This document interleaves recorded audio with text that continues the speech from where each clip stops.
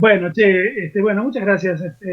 Bueno, vamos a hacer nada solemnes, ya que somos muy poquitos. Quiero decir que me gustó mucho el libro de Fernando, el libro coeditado por la Universidad Nacional de Córdoba y por las queridas ediciones Caterva. eh, una teoría sobre el ensayo, como se subtitula, ¿no? Una teoría sobre el ensayo, no o no solamente, pero yo más bien diría no como forma, como se titula cierto célebre texto, que es el primero que aparece en la bibliografía de Fernando, el texto famoso de Adorno sobre el ensayo, como forma, als forma. Acá no es como forma que Fernando quiere pensar el ensayo, de hecho, daría la impresión de que el ensayo puede asumir casi cualquier forma en el modo en que Fernando lo presenta, incluso aquellas formas que a priori o en muchas de las interpretaciones de qué cosa es un ensayo que Fernando presenta en la primera página del libro, incluso en aquellas formas que negarían la naturaleza misma del ensayo, como en particular la del tratado, ¿no? Pero la forma no es lo importante para Fernando. Eh, la forma que adopte el ensayo nos persuadirá de que se trata de un diálogo, de un tratado, de un manifiesto, todas esas cosas pueden ser un ensayo. Lo que define el ensayo para Fernando, después de haber analizado en las páginas iniciales del libro diversos modos en los que el ensayo es pensado en relación con distintos asuntos, ese recorrido inicial de Fernando, ese como tanteo inicial, ese, estoy tentado a decir, ensayo inicial de Fernando, de ir como circunscribiendo, ¿no? Qué cosa es un ensayo a través de los distintos modos en los que fue pensado, es muy interesante, pero finalmente Fernando no se queda, o por lo menos no se queda solamente con uno de los modos en los que él previamente ha rastreado que el ensayo puede decirse, porque lo que dice Fernando es que más allá de que el ensayo sea un diálogo, sea un manifiesto, o sea, insisto, incluso un tratado, lo que uno diría a priori niega la condición misma del ensayo como forma, como lo pensaba el bueno de Teodoro, lo que define el ensayo es la preeminencia y despliegue del juicio. Por eso el título es de lo más interesante. Esta teoría sobre el ensayo sostiene que el ensayo, más que una forma, más que un cierto tipo o si un cierto género de escritura, es un cierto gesto, un cierto, voy a usar la palabra que usaba el viejo y querido Viñas, que la usaba cada 5 minutos, un ademán, ¿no? El ensayo es un tipo de escritura animado por un ademán, y ese ademán es el de una voluntad de juicio, ¿no? Voluntad de juicio. Esa palabra juicio, por supuesto que merecería una consideración minuciosa. Fernando nos advierte que allí donde el juicio enraiza, donde puja por desplegarse, donde intenta persuadir, el juicio supone a un otro o a unos otros, supone un público, supone a alguno, a alguien o a alguienes a quienes persuadir, crecer e impregnar el texto, ahí hay un ensayo. Allí donde hay voluntad de juicio, allí donde hay voluntad de persuasión de otro, hay un ensayo. No me refiero, como se ve, dice inmediatamente Fernando, a una idea especial de juicio. Doy a la palabra su sentido más usual y ordinario, equivalente, como la empleó Montaigne, a opinión, parecer, argumento, comentario. Es decir, formas del habla o de la escritura que suponen a un otro allí enfrente, allí al lado, del otro lado de la página del libro, con el cual discutir, al que convencer, con el cual argumentar. Me gustaría decir que hay, y uso esta expresión que aparece en algún momento en algunas otras páginas del ensayo o del libro de Fernando, y cuando Fernando se refiere a la relación entre ensayo y universidad, sobre lo que después voy a decir alguna cosita quizás, lo que definiría el ensayo, en la medida en que el ensayo es un ademán animado por una voluntad de juicio, es su vocación pública.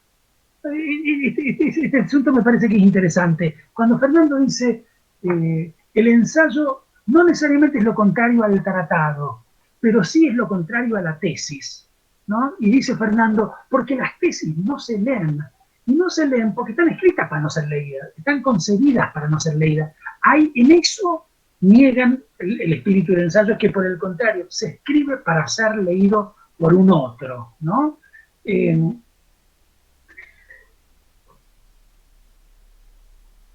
ensayo estoy intentando decir la metáfora obvia, una botella tirada al mar en la expectativa de que haya un otro que la recoja, ¿no?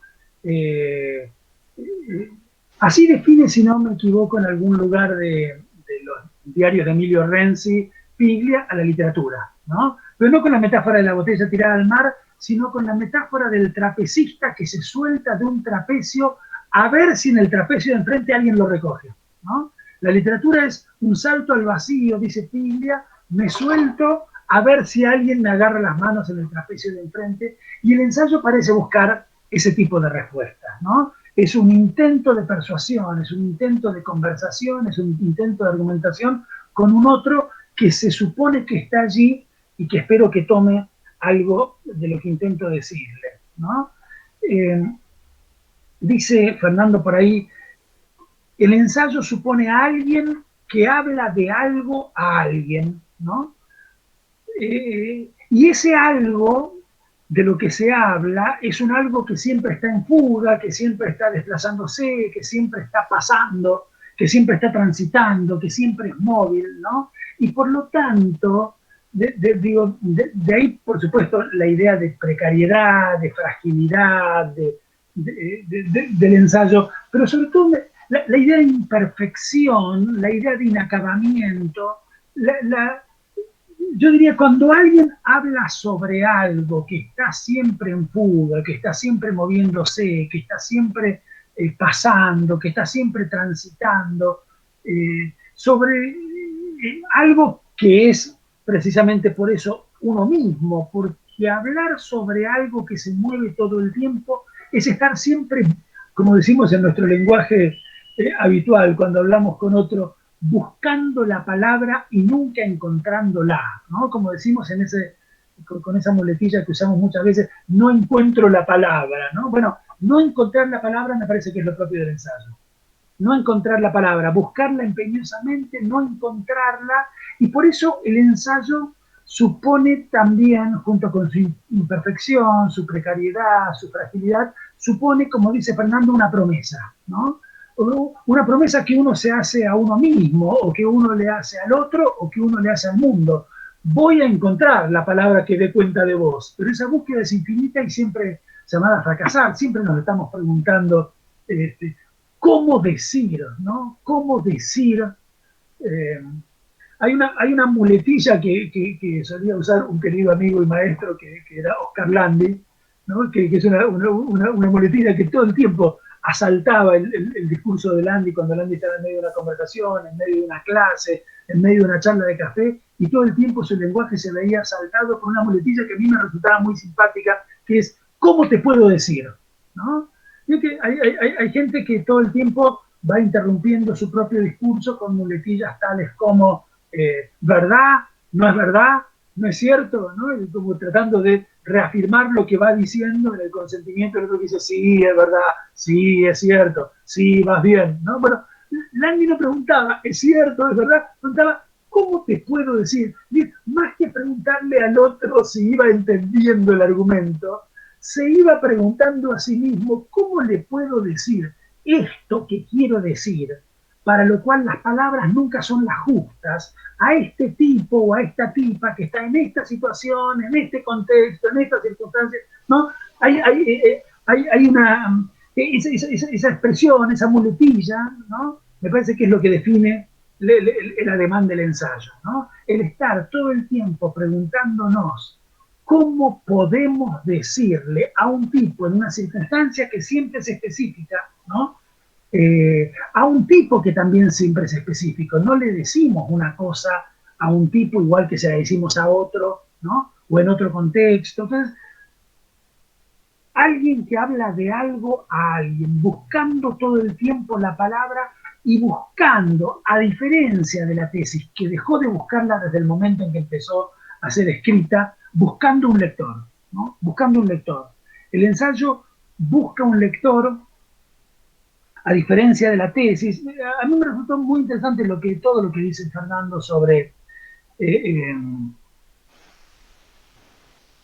el contraste entre ensayo y tesis, el contraste entre ensayo y ciencia, entre ensayo y método. Allí me parece que hay algo interesante que dice Fernando, discutiendo con el famoso ensayo de Adorno, discutiendo con la idea de que el ensayo sea lo que viene a impugnar una forma metódica del discurso científico, ¿no? Fernando dice, y está muy bien eso, está muy bien. Fernando dice, primero vino el ensayo, incluso si uno quisiera poner los grandes nombres franceses, ¿no? Primero vino Montaigne, y 60 años después vino Descartes a tratar de ponerle la tapa a Montaigne, y no al revés. El tratado, la lógica metódica del tratado, es lo que viene a sepultar el ademán, ¿no?, libertario del ensayo, y no al revés, como nos gusta suponer, ¿no? Al mismo tiempo, Fernando dice, el ensayo es la vuelta, y citando a Hume, ¿no? Es muy lindo todo lo que hace Fernando con la idea del ensayo en la tradición francesa y después en la tradición inglesa, y allí el lugar de Hume y de tantísimos otros más, ¿no? Pero dice, citando a Hume, el ensayo es la vuelta de la filosofía a la forma de la conversación, ¿no? Ahora, es la vuelta de la filosofía a la forma de la conversación no después de Descartes, sino antes de Descartes. Y entonces uno tiene ganas de preguntarse, ¿y es la vuelta de la filosofía a la forma de la conversación que le había negado quién? No el racionalismo moderno del siglo XVII, no el racionalismo de Descartes o del Hobbes de los años 40, ¿no?, que se alejaban de la lógica de la conversación para escribir al modo de los geómetras. Quizás el ensayo sea la respuesta de Montaigne a otro modo de negación de una filosofía conversacional, que es la de la escolástica medieval, la de los viejos y pesados tratados en los que la filosofía asumía la forma de la tesis para no ser leída por nadie, para ser guardada generación tras generación y copista tras copista en las bibliotecas de los conventos. Es como si Montaigne quisiera decir, no, ¿sabes qué? No puede ser para la biblioteca de los conventos la filosofía. Escribámosla en francés. Es muy interesante porque cuando Descartes decide escribir en francés, y lo dice, j'écris en français porque es la lengua de mis vecinos y no la de mis preceptores. Derrida subraya eso con resaltador amarillo y escribe ese precioso texto, ¿no?, sobre la opción por el francés de Descartes. Pero el que escribe en francés sin hacer tanta laraca, sin decir j'écris en français, simplemente se larga a escribir en francés porque entiende que la filosofía solo puede ser en la lengua de la conversación cotidiana, es 60 años antes que Descartes, Montaigne. El subrayado que hace Fernando de que Montaigne escribe en francés y no en latín, siendo que Montaigne no está tratando de fundar la universidad geometrizante, matematizante, moderna, luego napoleónica, ¿no?, sino que está tratando de fundar otra cosa, que es la filosofía que se puede hacer charlando con los amigos, tomando vino tinto como hace Diego Reis, que prudentemente se esconde atrás de la cara de los Beatles porque está chupando, que no te cuento. Entonces, en su castillo, Montaigne, ¿no?, conversa naturalmente en francés, hace filosofía conversada en francés. Me pareció interesante lo del francés y lo del latín, y me pareció interesante lo de ese francés que sale a la recuperación de una filosofía bajo la forma de la conversación, antes de que después venga en un francés prepotente contra el ensayo y contra la escolástica a fundar una universidad nueva, ¿no?, y no a introducir la idea de la conversación, el discurso del método de Descartes.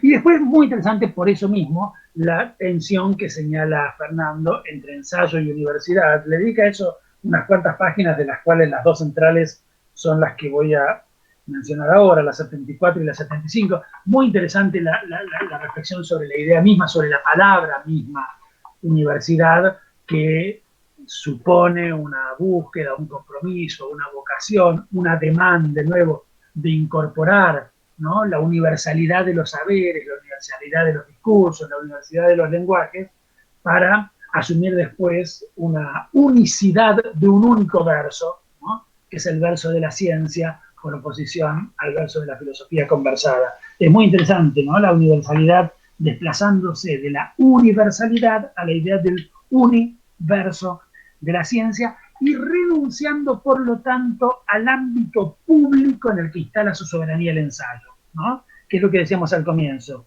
El ensayo es uno de esos saberes que se ha retirado de la ciudadela universitaria como consecuencia del gesto que hace la ciudadela universitaria de retirarse del espacio público. Cuando la universidad empieza a cerrarse sobre sí misma como los viejos monasterios medievales, cuando la universidad empieza a escribir en una criptolengua para universitarios, cuando la universidad empieza a escribir poniendo cada dos palabras kufru, ibid, obsit, pupu y abstracts en inglés y keywords en chino mandarín, allí cuando el lenguaje que sale de la universidad ya no lo entiende ni el loro, y cuando ese lenguaje ya no aspira a ser entendido, cuando ya el lenguaje del universitario deja de tirar botellas al mar o de soltar el trapecio para ver si del otro lado alguien lo agarra, entonces el ensayo recupera su dimensión pública, su dimensión crítica, su dimensión de conversación que la universidad ha perdido. Me gusta de lo de Fernando que al mismo tiempo que señala esta tensión, el ámbito público del ensayo versus una universidad que se abre o que lave, etcétera, etcétera, al mismo tiempo es muy prudente y no dice tonterías al estilo de la universidad es enemiga del ensayo es el enemigo de la universidad, porque la verdad de la milanesa es que la universidad vive también respirando todo el tiempo, creo que la figura es de Fernando, por sus poros, y habilita en su propio interior, en sus propias grietas, en sus propios límites, en su propia alma también, el gesto, que es también un gesto propiamente universitario del ensayo. No hay que temer la extinción del ensayo en la universidad, dice Fernando, ni debemos esperar un futuro promisorio del mismo en esos claustros. La universidad no alienta el ensayo, pero tampoco tiene la capacidad para clausurarlo. Y como hay en la universidad, como lo muestra la historia de la Universidad Pública Argentina, de la Universidad de la Reforma y de la universidad actual, como hay en la universidad un gesto hacia el espacio público, un gesto hacia la política, un gesto hacia las grandes conversaciones colectivas, ese gesto es un gesto realístico. Ese gesto es un gesto tolerante hacia el ensayo y que casi reclama el ensayo. No hay por qué suponer que el ensayo no tiene nada que decirle a la universidad. Es cierto que una universidad que elige cerrarse sobre sí misma, mirarse el ombligo, escribir kufru, ibid, obsit, ¿no? y dedicarse solamente a la lógica del alimento de los ridiculum vitae, no tiene nada que hacer con el ensayo y los aleja de sus propias fronteras. Pero me parece que ahí hay algo que muestra Fernando que me gusta, porque me parece que la razón por la que a Fernando le entusiasma la lógica dialógica, la lógica conversacional, la lógica pública del ensayo, es la misma razón por la que nos entusiasma la posibilidad que todo el tiempo la universidad está protagonizando de salvarse a sí misma, inventando en el medio de sus propias necedades lenguajes diferentes para decir las cosas, para hablar con la sociedad, para hablar con la vida con la vida pública, con la vida política, ¿no? Entonces, me pareció que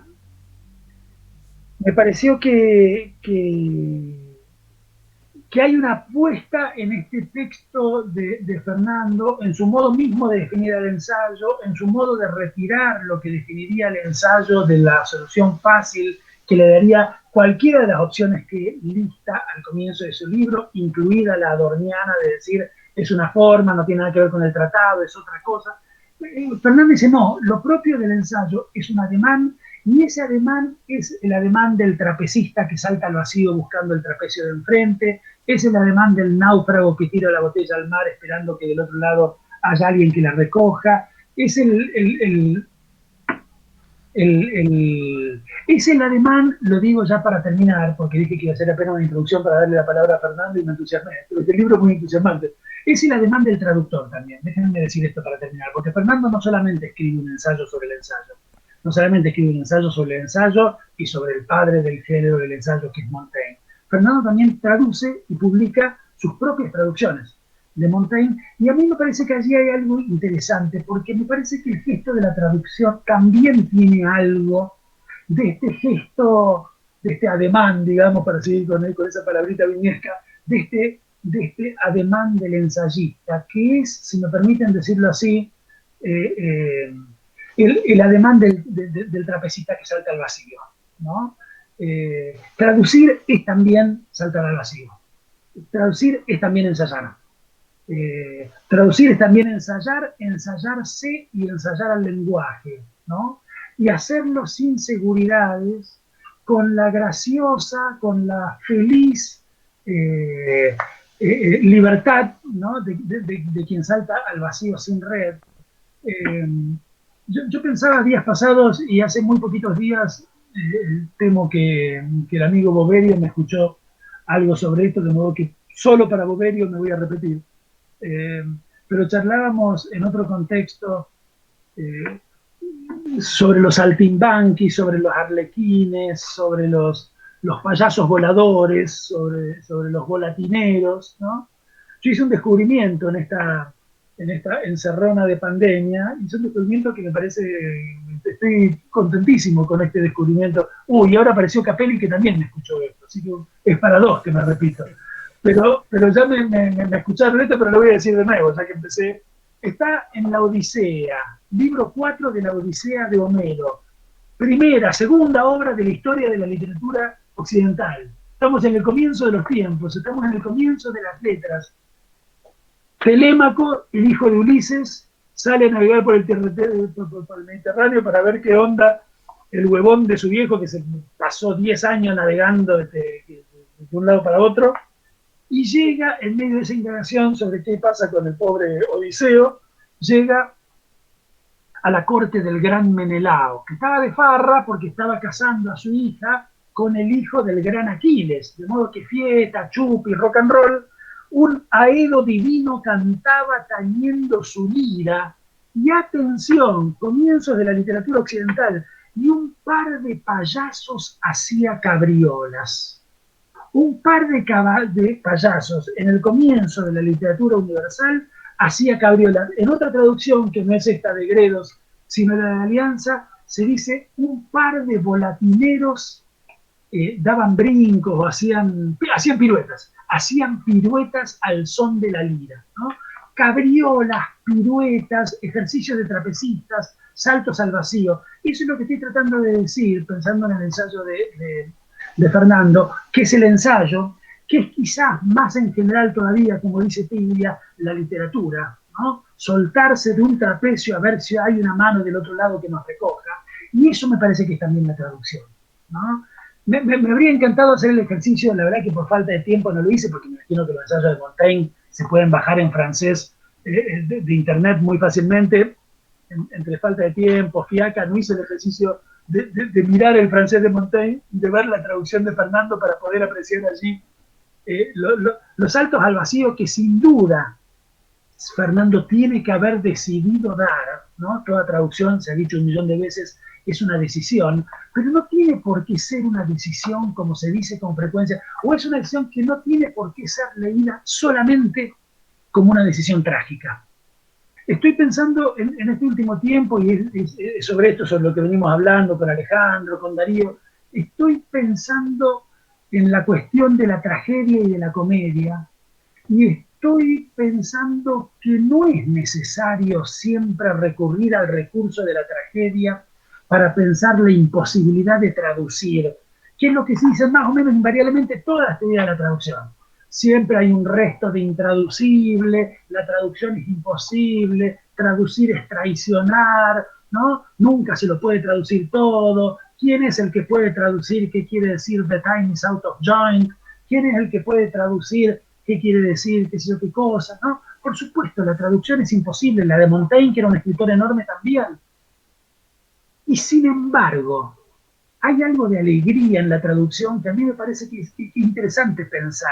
Traducir es imposible, pero exactamente por eso el traductor se suelta también de su trapecio, del trapecio de una lengua para saltar por el aire al trapecio de la otra, y cuando le sale bien, la alegría que sentimos nosotros, lectores de la traducción, es muy parecida a la alegría que sentimos en el circo cuando el trapecista que se soltó agarró las manos del compañero que lo espera en el trapecio de enfrente y me dice, ¡qué bien! ¡Qué bien! Cuando Shakespeare escribe The time is out of joint y François Victor Hugo traduce Notre époque est déshonorée, perdón, Notre époque est détraquée, uno dice, qué bien, boludo, qué trapecista, qué jugador, qué salto en el aire, qué pirueta, qué cabriola, qué arriesgada cabriola desde el trapecio llamado inglés hasta el trapecio llamado francés, que no se queda lamentándose de la imposibilidad de traducir todo el The Time is Out of Joint. Ya sé que The Time is Out of Joint es intraducible. Ahora, ¿sabes qué? Puedo saltar, dar piruetas al compás de la lira, hacer un salto acrobático y traducir Notre époque est détraquée. Y voy a decir, chapeau, papi, beautiful. Dice Shakespeare, estoy leyendo ahora Julio César. Hay una frase extraordinaria donde Julio César en Shakespeare dice, no me gusta este tipo de sujetos. Y hay una traductora, Alejandra Rojas, una escritora chilena que hace la traducción para Norma. Debería haber preparado un poquito mejor esta parte de la exposición, no lo hice, pero porque no pensaba hablar de esto. Pero Alejandra Rojas traduce tipos peligrosos, los flacos.